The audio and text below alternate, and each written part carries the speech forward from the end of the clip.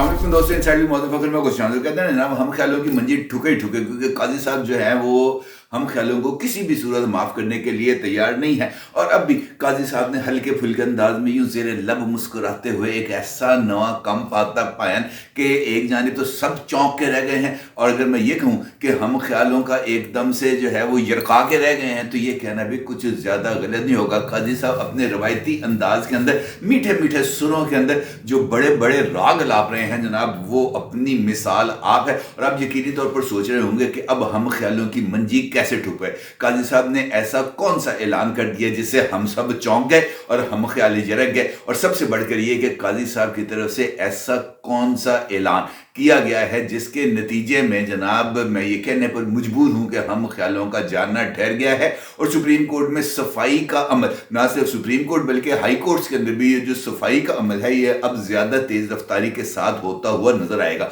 इस सारी सूरत हाल पर आपके साथ बात करूंगा, इन तमाम सवालात के जवाब आपकी खिदमत में पेश करूंगा। लेकिन इसी तकरीब जिसके अंदर जस्टिस काजी फायज ईसा साहब ने खिताब किया था, इसके एक और सेशन में एक और जज साहब की तरफ से किए जाने वाले इंकशाफात का भी बात करना बहुत ही ज्यादा जरूरी है। मामला यह है कि सुप्रीम कोर्ट ऑफ पाकिस्तान को कवर करने वाले मुख्तलिफ जो हमारे जर्नलिस्ट भाई हैं उनके लिए एक तरबियती वर्कशॉप का इनेकाद किया गया था। 3 रोज़ा वर्कशॉप का इनेकाद और इस्लामाबाद के अंदर किया गया था, और इसके मुख्तलिफ सेशंस थे।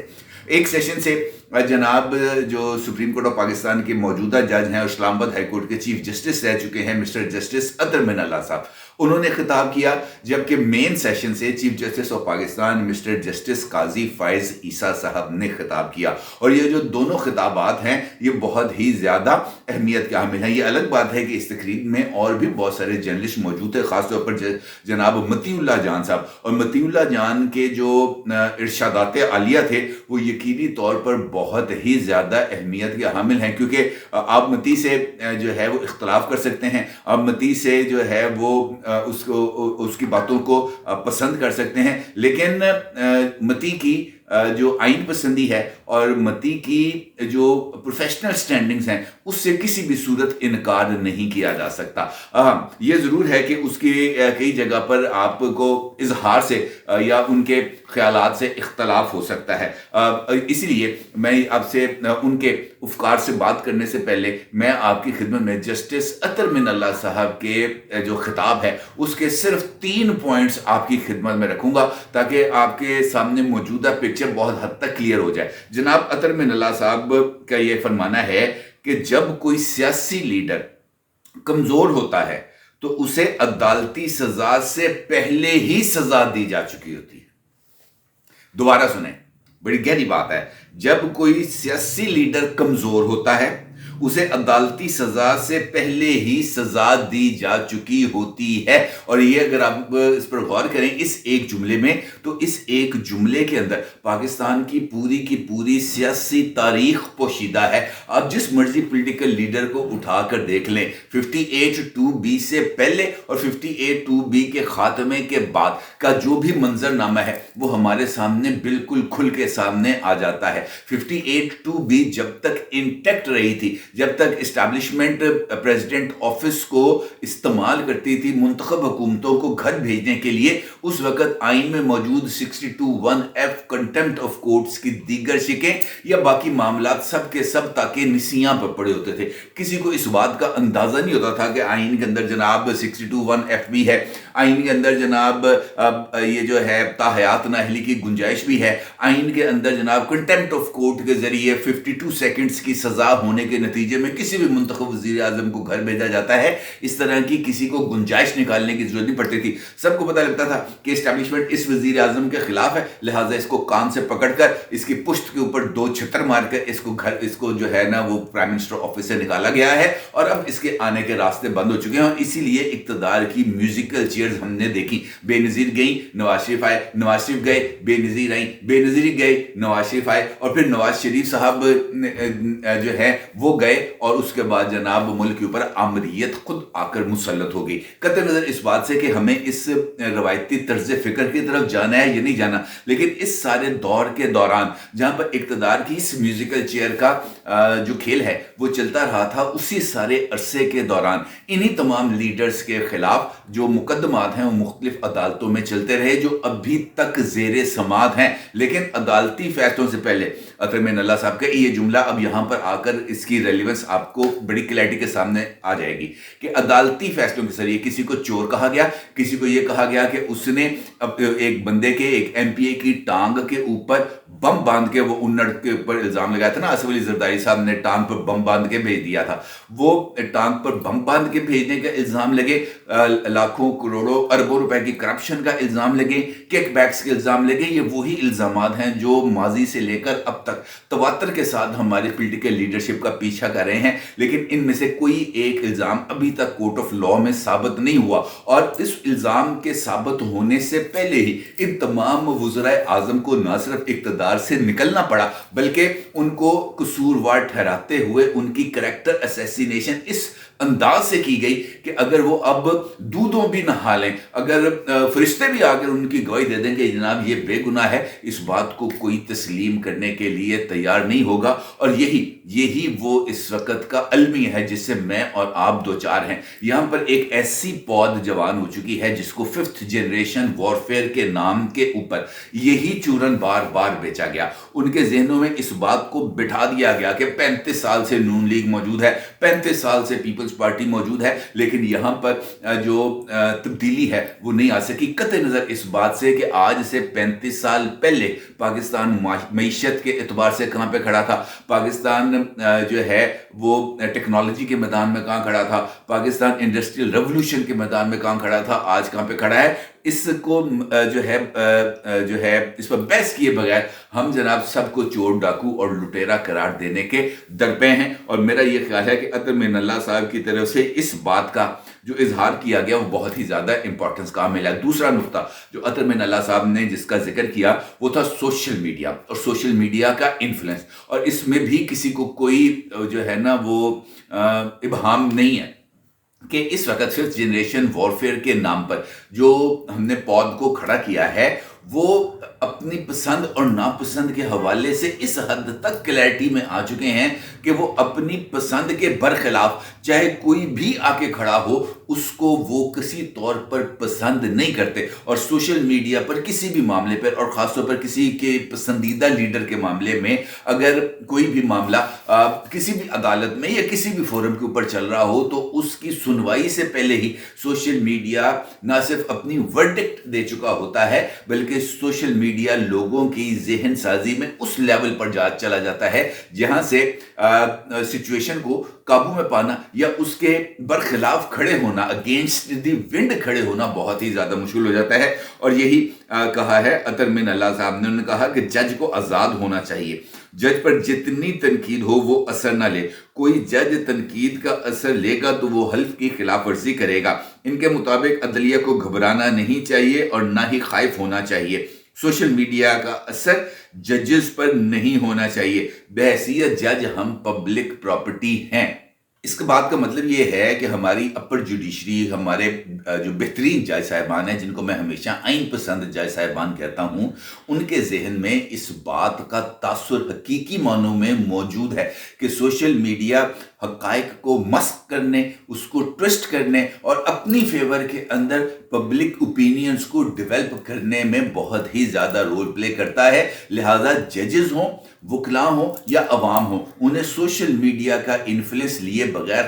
खुद हक़ाइक़ का ना सिर्फ जायज़ा लेना चाहिए बल्कि उसके मुताबिक ही जो है वो अपनी राय को बनाना चाहिए। और यही वजह है कि इस वक्त अगर हम देखें तो पाकिस्तान में यही तकसीम हमें नजर आती है। लोगों के अंदर इख्तलाफ राय को एब्जॉर्ब करने की जो कैपेसिटी है वो बहुत हद तक कम हो चुकी है और हक़ाइक़ की शिनाख्त तक पहुंचने के लिए तहकीक के अमल में भी बहुत बड़ी रुकावट है। और यही वजह है कि आज भी हमारी अदलिया जो है वो इसी इन्फ्लुएंसेस की वजह से, चाहे वो सोशल मीडिया का हो, चाहे वो इस्टेब्लिशमेंट का हो या दीगर फोर्सेस का हो, वो उससे जो है सामना करने में या उसको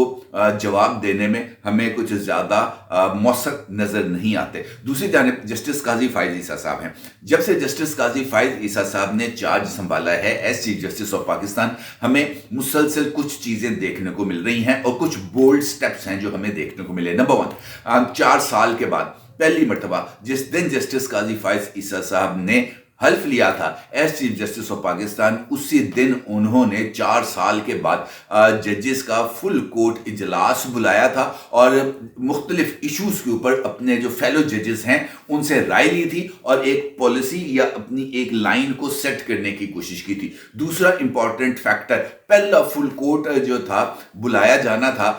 खासतौर पर उस कानून साजी के इशू पर जो बहुत ही हद तक मुतनाज़ हो चुकी थी। मेरा इशारा है supreme court practice and procedures act के ऊपर, और फिर फुल कोर्ट के उसी फैसले के ऊपर आज तक अमल दरामद किया जा रहा है। लाइव कवरेज हो, उसके बाद मुख्तलिफ फैसले हों, वो इस बात की तरफ इशारा किया जा रहा है कि फैसलों के ऊपर इख्तलाफ अपनी जगह पर, लेकिन सिमत जो है वो काफ़ी हद तक दुरुस्त हो चुकी है। इसी तकरीब में जनाब जस्टिस काजी फाइज ईसा साहब भी मौजूद है और जस्टिस काजी फाइज ईसा साहब का ये कहना था, मालूमात एक मौसर हथियार है, अवाम तक मालूमात को पहुंचाना अच्छा अमल है। और इसी के साथ उनका ये कहना था कि अदलिया का हदफ एक ही है, इंसाफ फराहम करना। इंसाफ की फराहमी के लिए जजेस को सोच समझ कर, करैक्टर वाले जजेस को जो इंसाफ देने में रत्ती माशे का फर्क ना करें, उनकी अपॉइंटमेंट के तरीक़ाकार हर एक शक शुबे से बालातर हों, उसको अपनाए बगैर हम इस इंसाफ की फराहमी के ऑब्जेक्टिव को हासिल नहीं कर सकते। और फिर उनका ये कहना था कि जजेस की साख को हर एक सवाल से मुबर्रा होना चाहिए, यानी ये सवाल नहीं आना चाहिए कि फलां जज ने फलां पैसे खा लिए, फलां जज ने फलां की ज़मीन पे कब्जा कर लिया, फलां जज ने मुकदमे का फैसला कराने के लिए अपने दबाव को या अपने असर और रसूख को इस्तेमाल कराते हुए फैसला कराया और अगले दिन प्रॉपर्टी ही हड़प कर ली। उनका इस तरह की हरकतें नहीं होनी चाहिए। और फिर उनका ये कहना था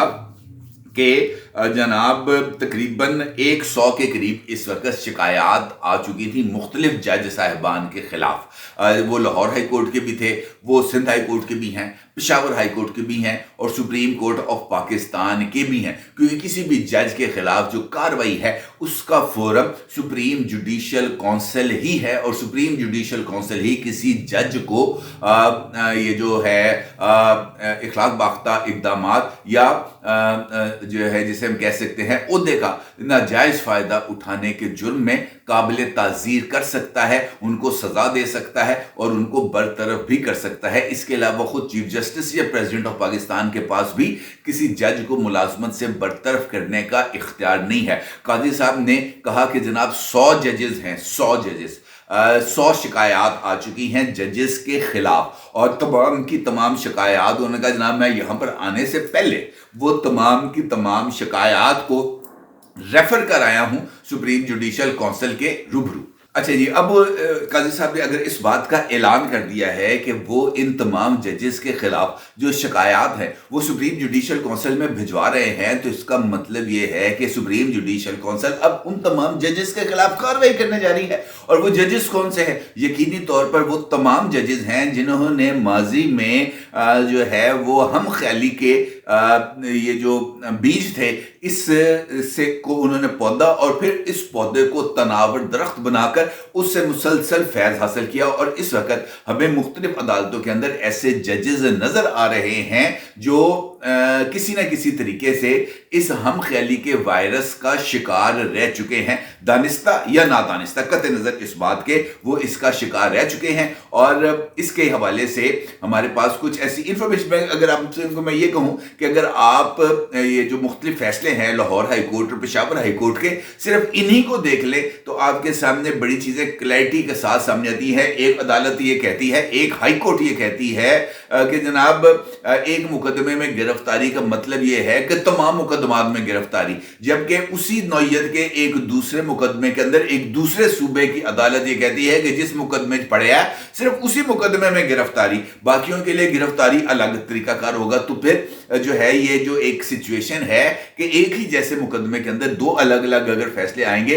तो फिर किस फैसले को माना जाएगा, और ये बात हमें सुप्रीम कोर्ट ऑफ पाकिस्तान में भी नजर आती है। वहां पर जो इश्यूज हैं वो सिर्फ ये नहीं है कि जनाब हम ख्याल जजेस वहां पर तैनात किए गए थे,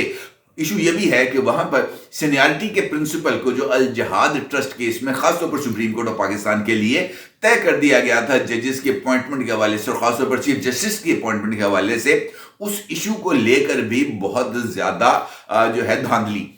वो है की गई और उस धांधली के नतायज हमें भुगतना पड़ रहे हैं। और इस हवाले से मुख्तलिफ जो केसेस हैं वो सुप्रीम कोर्ट ऑफ पाकिस्तान के रूबरू मौजूद हैं। अब इसका मतलब ये है कि अगर जस्टिस काजी फायज ईसा से ने अपने इदारे से सफाई के अमल का आगाज करने का फैसला कर लिया है, हम ख्याली के वायरस को खत्म करने का फैसला कर लिया है, आइनदारों की हाकमियत को बहाल रखने का फैसला कर लिया है, तो वो तमाम लोग जो ईमानदार हैं या वो तमाम लोग जो फैज के नतीजे में जो है वो